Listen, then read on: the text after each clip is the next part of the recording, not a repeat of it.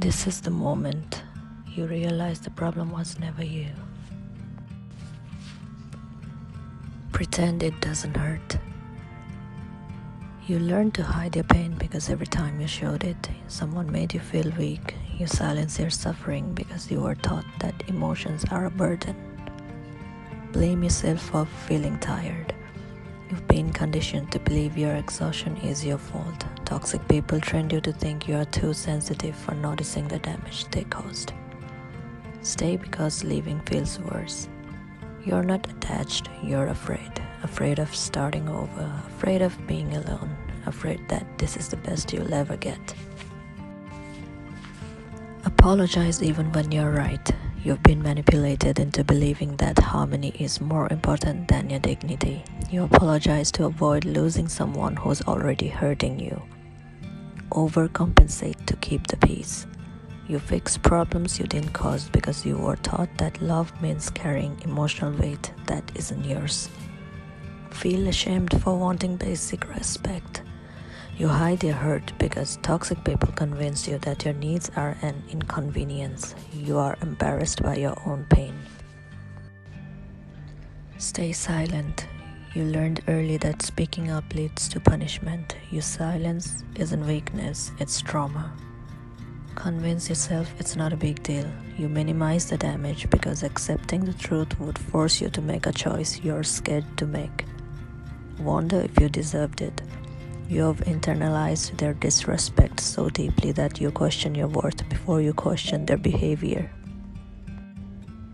Cling harder. You chase the version of them they showed you once. You confuse inconsistency with passion because chaos feels familiar. Wait for clarity that never comes. You stay in emotional limbo because leaving feels like losing. You hope they'll choose you even when they never do. Blame yourself for not being enough. You think their inconsistency is a reflection of your value. Toxic people taught you that love must be earned. Toxic people don't want love, they want control. They don't want honesty, they want obedience. They don't want a partner, they want a supply. They don't choose strong victims, they create them by weakening them slowly, quietly, consistently. They take your confidence first, then your clarity, then your voice. They don't destroy you with chaos, they destroy you with confusion, with guilt, with silence. They don't need to hurt you to control you. They just need you to believe you deserve the hurt. And once you believe that, they own you. Detachment isn't distance, it's clarity. You detach when you stop explaining yourself to someone committed to misunderstanding you.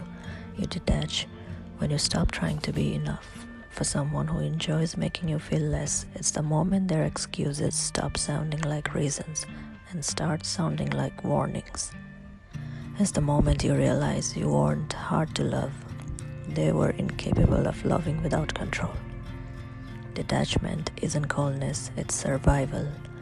Detachment isn't walking away from them, it's walking back to yourself. It's the moment you finally say, I must get out of this toxicity. No more fear, no more calling it love. If loving someone means destroying myself. Because if I've lost myself in the process, then it was never love. It was self-sacrifice disguised as loyalty. Nobody dies without someone, but you can die slowly while staying with the wrong one. So I will live as me, the peaceful, whole, unbroken version of me you tried to erase. You were not weak for staying. You stayed because you were loyal to a version of them that never existed. You didn't lose yourself on purpose. You lost yourself trying to save someone who was perfectly fine watching you drown. You are not broken. You were drained. You are not unlovable. You were unappreciated. You are not too much. You were giving too much to someone who gave you almost nothing. Healing doesn't start when they change. Healing starts when you finally admit that they did and what it cost you. And when you do, you don't get your life back. You get yourself back. One day you'll look back and realize the person you were trying to save was the one slowly destroying you. And when that truth finally sinks in, you won't grieve them. You'll grieve the version of yourself you lost trying to love them.